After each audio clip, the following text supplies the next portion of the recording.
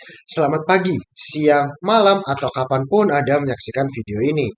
Nyatanya, salah satu perusahaan penerbangan terbesar di Indonesia dengan aset per Desember 2023 sebesar 6,7 miliar dolar pun masih bisa mendapatkan gugatan pilot dari debiturnya. Namun sebelumnya, hai, saya Endukis Putra, mahasiswa Prodi S1 Akuntansi Angkatan 2023 dengan NIM 17066623020. Dan berikut adalah karya dari ujian akhir semester mata kuliah hukum bisnis yang diampu oleh Bapak Suherdi SPD SHMM, di mana hasil dari penelitian saya yang berjudul Analisis Judicial Liquidation, Studi Kasus pada Gugatan Pilot Grelek CS dan GIHIF. Bermula karena rasa tidak puas Grelek CS atas proses homologasi dengan skema private placement dan ingin memperoleh pembayaran di luar ketentuan yang telah disepakati.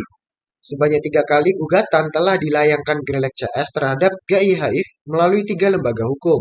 Yang pertama, Pengadilan Tinggi Banding Paris, yang kedua, Pengadilan Niaga Jakarta Pusat, dan yang ketiga, Supreme Court New South Wales di Australia. Nah, supaya tidak asing dan lebih mudah dipahami, alangkah baiknya jika kita memperhatikan beberapa artian menurut ahli terlebih dahulu. Sengketa dari kalimat sengketa bisnis, di mana istilah ini berasal dari terjemahan bahasa Inggris yaitu dispute. Sedangkan dalam bahasa Belanda disebut dengan istilah jiding atau proses. Sedangkan menurut KBBI atau singkatan dari Kamus Besar Bahasa Indonesia, sengketa adalah sesuatu yang menyebabkan perbedaan pendapat. Richard L. Abel melihat sengketa dari aspek ketak-cocokan atau ketak-sesuaian para pihak tentang sesuatu yang bernilai.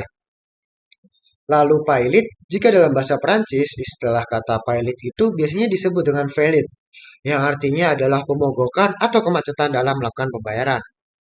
Menurut R. Subekti dan R. Citro Sudibyo, pilot adalah keadaan seseorang debitor apabila ia telah menghentikan pembayaran utang-utangnya.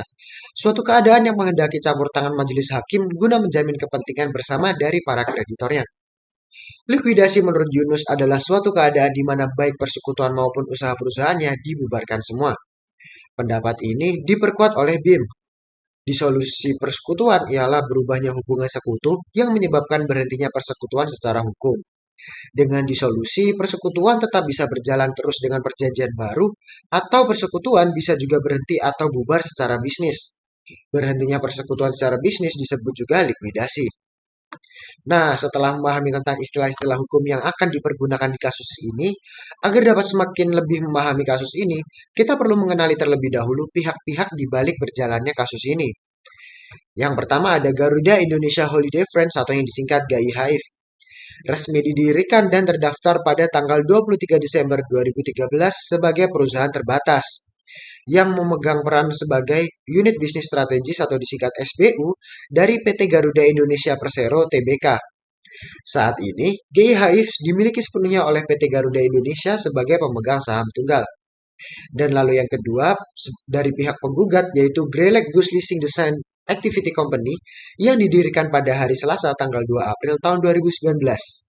Alamat parsial mereka saat ini adalah Claire dan status perusahaannya adalah normal. Direktur perusahaan saat ini adalah direktur dari 415 perusahaan Irlandia lainnya, 250 diantaranya kini ditutup, dan Grelek Goose Leasing Design Activity Company yang ditunjuk memiliki satu pemegang saham. Nah, sekarang kita masuk ke kronologinya nih, di mana pertikaian ini berawal dari pertengahan 2022, di mana Grelek CS mempilotkan Garuda melalui pembatalan perdamaian proses homologasi yang pada pokoknya berdasarkan petitumnya. Grelek CS meminta majelis mengabulkan permohonan pembatalan putusan atau homologasi dari Pengadilan Niaga Jakarta Pusat. Nah, selanjutnya hingga akhir 2022, berbagai proses gugatan dijalani oleh kedua belah pihak hingga gugatan yang ketiga dilayangkan Grelek CS di New South Wales, Australia, berupa gugatan winding up application pada November 2022.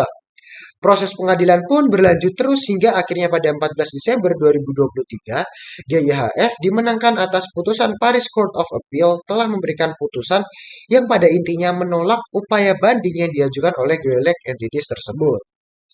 Nah, sehingga bisa kita tarik kesimpulan dari dinamika kompleksitas bisnis merupakan hal yang tidak dapat dipungkiri, di mana di dunia bisnis ini tercermin dari kasus gugatan pilot Grelek CS dan GIHF. Seharusnya Grelek CS sebagai debitur dan penggugat mengkaji ulang perjanjian dan kontrak yang dibuat oleh GIHF selaku kreditur dan tergugat. Dari kasus ini dapat menjadi bahan evaluasi dari Grillek CS untuk merestrukturisasi keuangan dan citra perusahaan di mata publik. Sehingga sangat memungkinkan bagi sebuah perusahaan maskapai penerbangan terbesar di Indonesia untuk terjerat kasus sengketa bisnis dengan salah satu debiturnya. Ini dapat berarti kompleksitas di mana hukum pada bisnis, sehingga setiap pelaku bisnis pastinya perlu untuk selalu mengkaji dengan teliti perjanjian hukum yang telah dibuat. Sekian sekurang lebihnya dari saya untuk presentasi dari ujian akhir semester mata kuliah hukum bisnis. Sekurang lebihnya mohon maaf, terima kasih.